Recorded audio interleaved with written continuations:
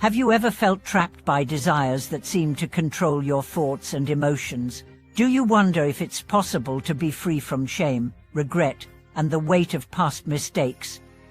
Welcome back to the channel, where we seek practical and profound ways to reconnect with the wisdom of the soul.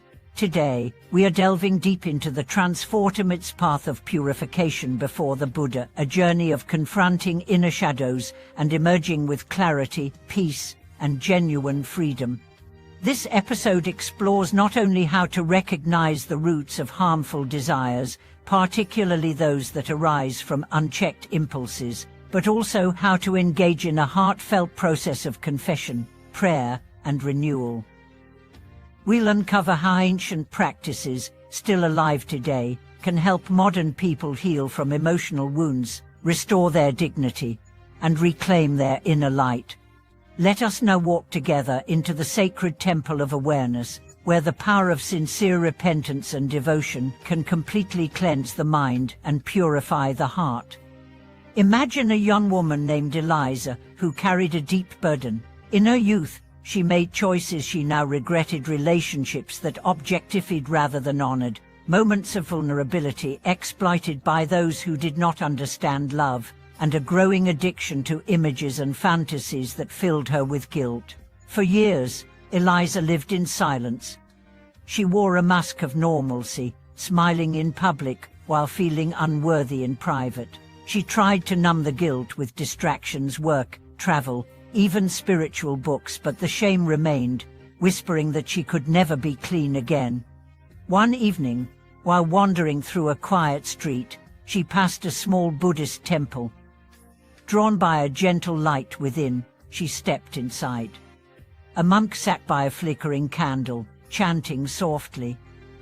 Eliza sat at the back, tears streaming down her face, though she didn't know why. After the chant, the monk approached and asked no questions. Instead, he placed a candle in her hand and said, "Hold this flame. It has no past. It only shines now." That moment became Eliza's turning point. She began attending weekly prayers. She learned about the ancient practice of repentance, not as punishment, but as purification. The more she engaged in the rituals, the more she realized that confession was not about judgment. It was about honesty. To look at the wound without fear, to stop running, to speak, even if only to herself, the truth of what had happened and how it made her feel. In Buddhist traditions, particularly in practices like the 88 Buddha repentance, each name of the Buddha represents an aspect of wisdom and compassion. By reciting these names, practitioners align themselves with healing energies, peeling away layers of guilt like old skin. The practice is not merely liturgical, it is vibrational. Each sound is a cleansing wave, each repetition a gentle scrubbing of the soul. Eliza committed herself to these prayers, sometimes weeping through them, other times feeling nothing at all. But over time, she noticed a shift. The memories didn't vanish, but they stopped haunting her. Her dreams changed. She no longer felt watched by shadows. Instead, she felt accompanied by light, by presence, by a subtle sense that her worth would never truly been lost. This story echoes what many spiritual traditions teach, that no matter how far we stray, the path home is always lit, but the walk must be honest. Real purification is not about perfection, it's about presence. Not about scrubbing oneself clean with force, but about standing still long enough to let the inner light return. Let's also look at the story of David, a businessman who found himself entangled in a double life. To the outside world, he was successful and composed, but alone, he was battling an overwhelming compulsion toward pornography and emotional affairs. Raised with a strong moral compass, David's shame was doubled by the dissonance between who he was and who he appeared to be. He tried quitting multiple times, each relapse followed by a deeper fall into despair.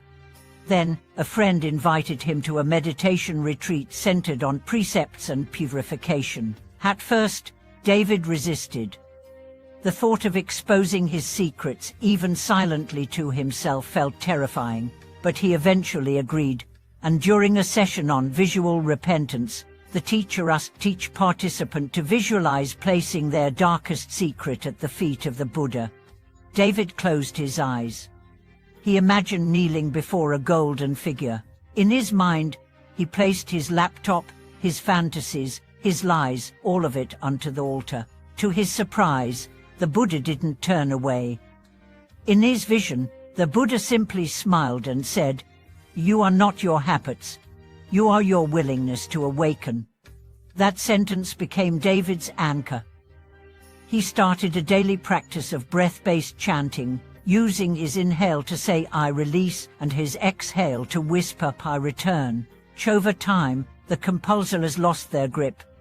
What replaced them wasn't just abstinence, it was clarity. She began to feel joy in simplicity. He reached out to his wife with new transparency. She started mentoring young men about emotional health and spiritual integrity. The lesson here is profound. We do not become pure by punishing ourselves. We become pure by choosing truth again and again. Repentance is not a gate to be feared. It is a bridge to be crossed with courage. In ancient temples, there's often a basin of water near the entrance. Before entering the shrine, worshippers rinse their hands. This ritual symbolizes something deeper: to leave behind what is unclean, not in body, but in mind. It's a declaration: I step forward, not as who I was, but as who I choose to become.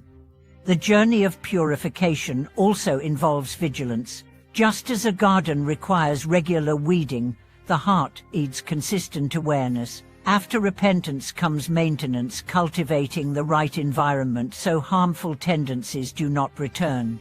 This is where practices like mindfulness, ethical living, and community support become essential. It's not enough to confess once. We must continue building the inner strength to live in alignment with our truth. A young man named Jonas found this out after leaving a lifestyle of exploitation and addiction. He had confessed, wept, and even changed his environment, but temptation returned. What saved him was his decision to create a sacred hour each morning. He would sit, light incense, and read one page of a sacred text. Over months, this hour became his shield. It reminded him daily of who he wished to be. When temptations came, he didn't fight them with guilt. He countered them with memory, with the vision of his highest self. This is the heart of purification: to fall in love with your potential more than your pain, to see your future self as more compelling than your past, and to return over and over to the stillness where healing takes root. In moments of struggle, remember the lotus flower. It grows in mud, not in marble. Its beauty is born from darkness. The same is true for you. Every mistake you've made, every secret you've carried, every dark night you've endured, they are not your chains, they are the soil. And the seed of your awakening is already planted. Let it grow. Thank you for watching this video. If you found hope in these stories, if you saw yourself in these journeys, please share your reflections below. Don't forget to like, subscribe, and join our community as we continue to walk the path of healing, honesty, and heart. See you next time, and may peace walk with you.